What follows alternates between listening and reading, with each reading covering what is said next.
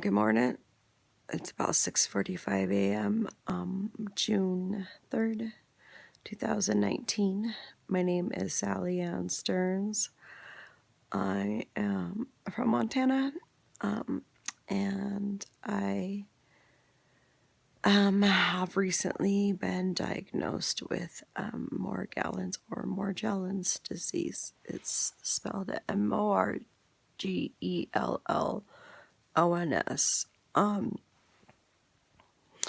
Until about a year and a half ago, when I was diagnosed this by my doctor, I had no idea what it was called. I'd never heard of it in my life, which is surprising because with being chronically ill now for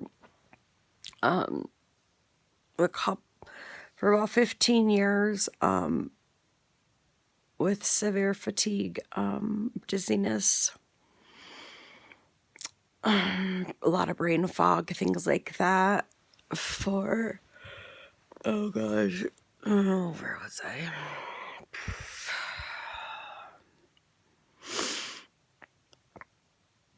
My brain just doesn't work. A lot of times it's difficult to speak and communicate, especially to keep track of a story. It's near impossible, but I've been almost bedridden for about 5 years now. I faint. When I go to get up off the couch, I am dizzy and almost faint, and I have to sit back down.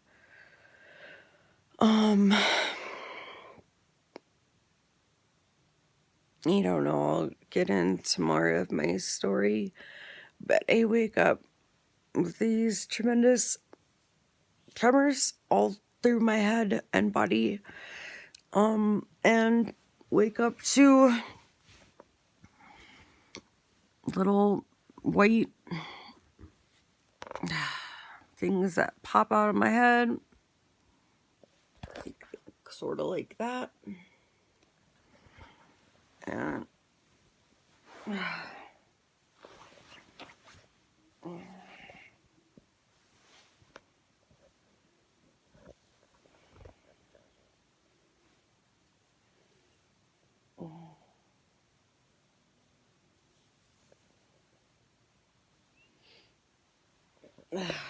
hopefully I got a good shot of that. It's crazy because medical science tried to basically ignore and deny that this was happening to us for a lot of years, and say that we're either mentally ill or on drugs. I haven't been on any drugs or abusing any, and when I had too much thyroid in my system for about a year, it really seemed like it. So I'd be concerned, and I would mention it to my doctor, and so she would, randomly say, well, you want a drug test, and I would get that, and it would show,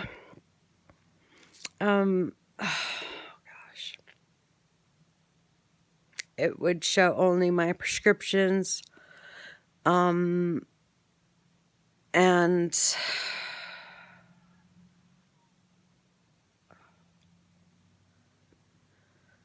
where was I?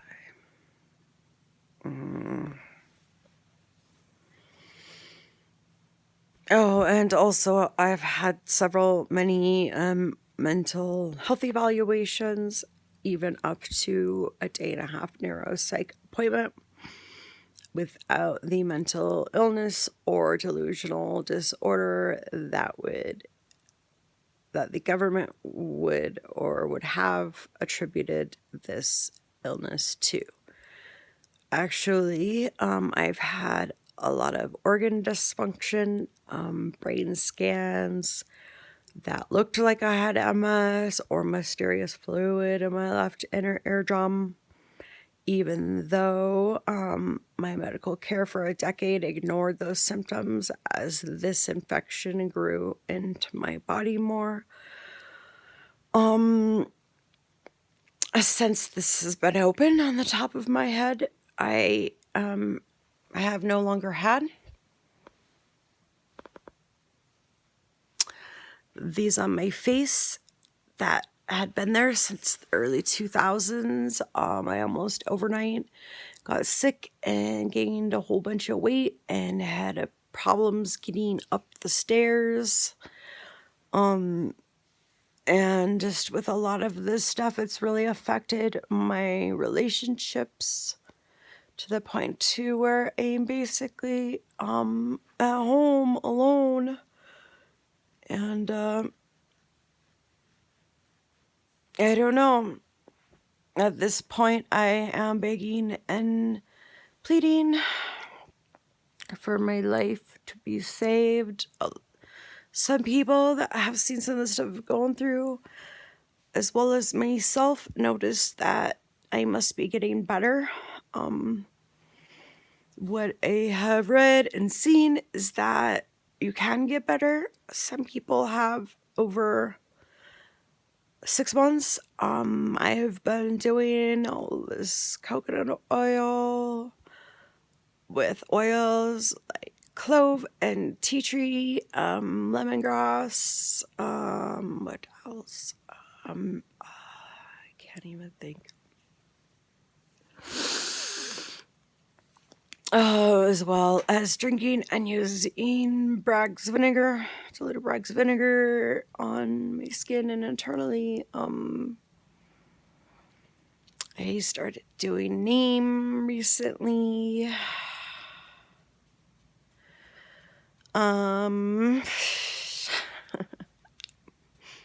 I was diagnosed this one. I had very, very large spots open up, and these clear, crinkled together and balled together fibers constantly coming out of my body. How does a girl from Montana end up with Morgellons disease? Well, that's a good question. But when I was almost a woman, I was bit while visiting grandparents on the lake, Beaver Lake, near Rogers, Arkansas. I spent a good amount of time down south in the summer. Even though we live in Montana mostly, I did live in Tulsa from 83 or 84 to 85 or 86 for 2 years.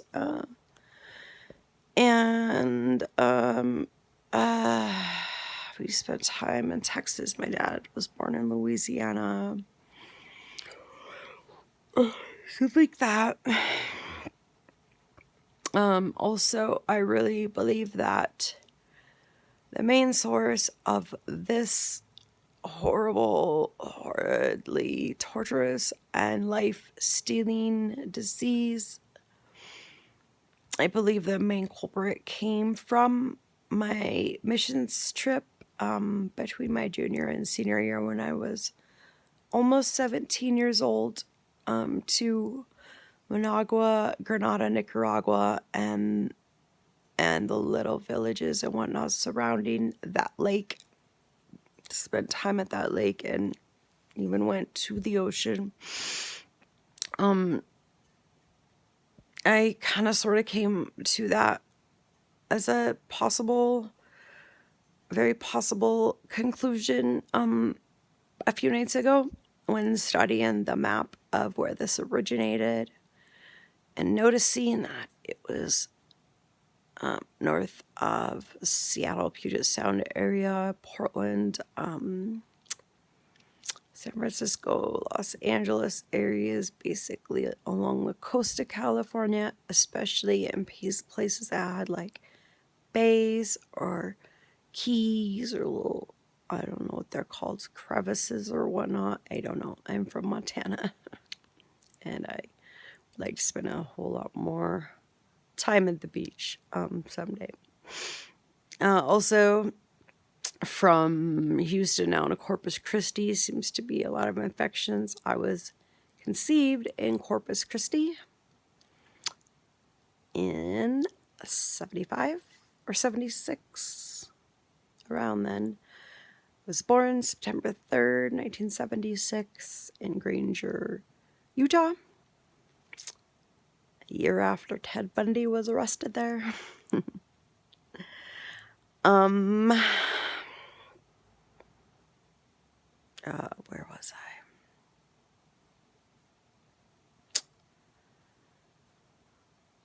And also noticed that there would often be very small lakes right next to the ocean where people would get infected. When I was on that trip, there were some members that were sent home sick with 104 to 106 degree temperatures. I remember going into the room of one of the girls just to say goodbye. We only just barely stepped in the door, and it was like a sweltering, stinky sauna, like a smell I've never smelled in my life. And it smelled a lot like what came out of me when I began metformin therapy a few years ago. And I did that because our doctor did that because I had all the symptoms of PCOS. I grew a beard. I spent 2.5 years having it taken off, removed, electrolysis off by a very good practitioner person, whatever, in Livingston. I'm way smarter than to sound like this. I was always the youngest in my class, having my birthday as September 3rd, and in the 99 percentile. School was always really easy. I never had to study. Life was always really easy. I became very successful at starting businesses and have lost all of that to this disease.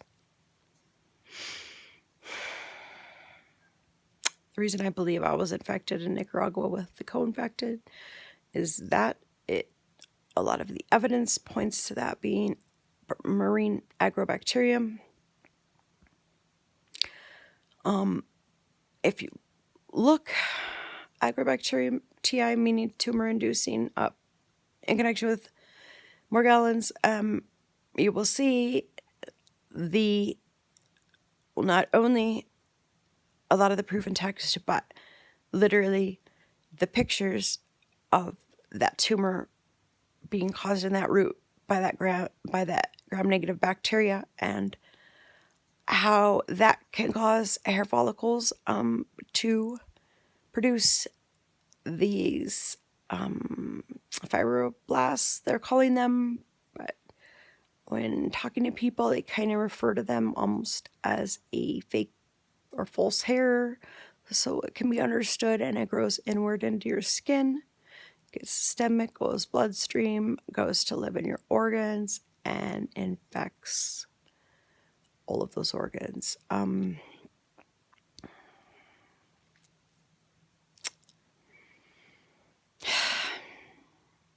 I found myself getting better after starting 1,000 milligrams of metformin morning and night, and also it was following a plantar fasciitis surgery. I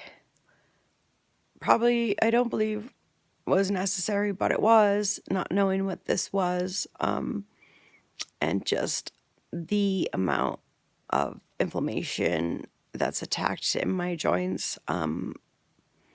Since high school, my knees and ankles have popped and creaked going up the stairs, even though I played and was involved in sports activities year round. That's when he first notice some sort of unexplainable fatigue or issues. This video is getting longer than I want, but I'm basically begging and pleading for my life, and will be posting these videos. A lot of them might have the same information, but it's hard to remember.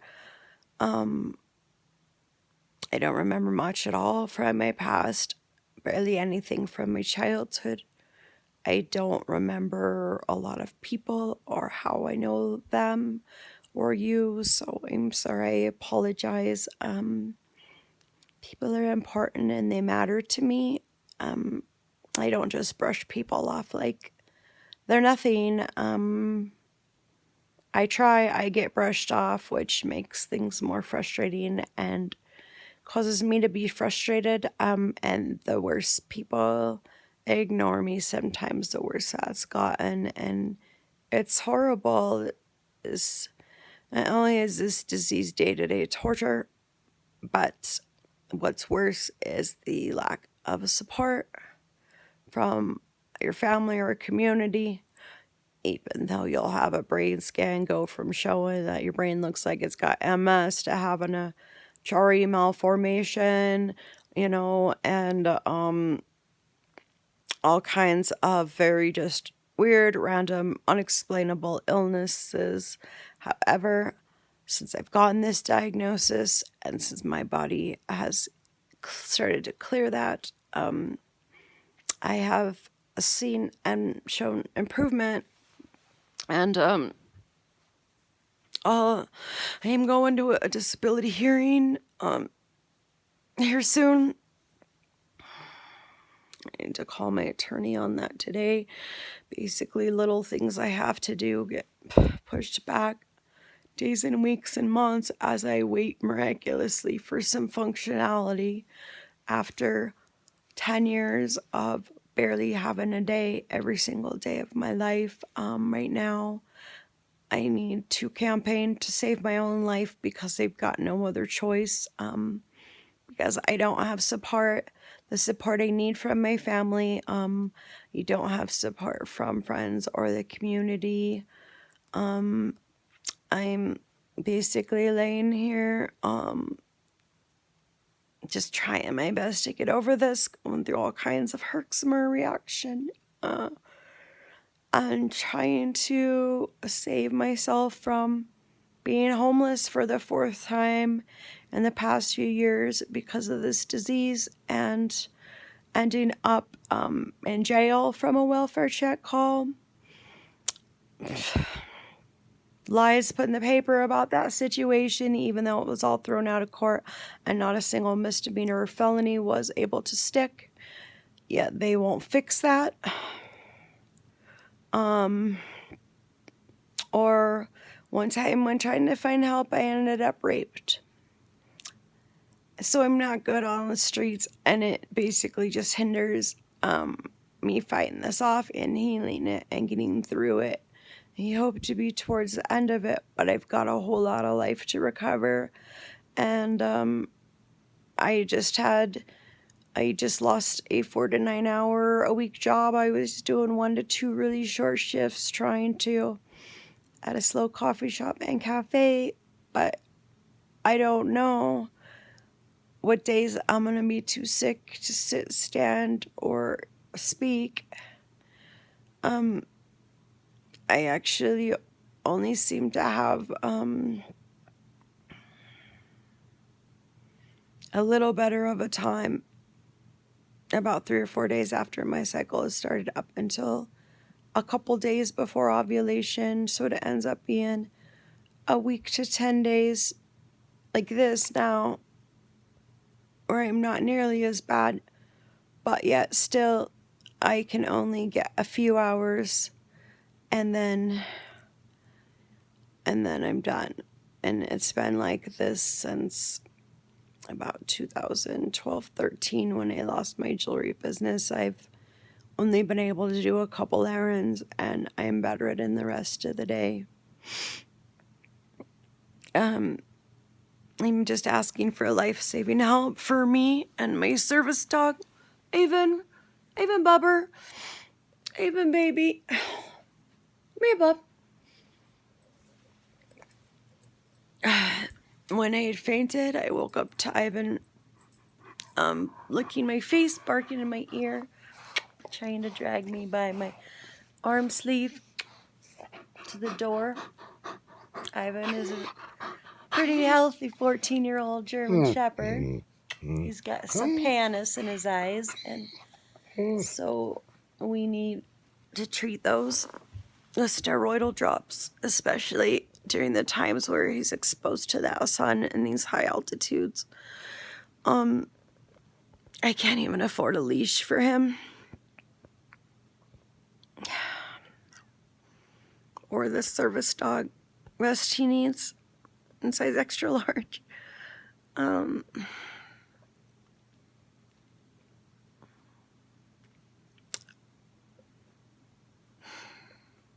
I'm just gonna have to get back with more. Thanks for watching.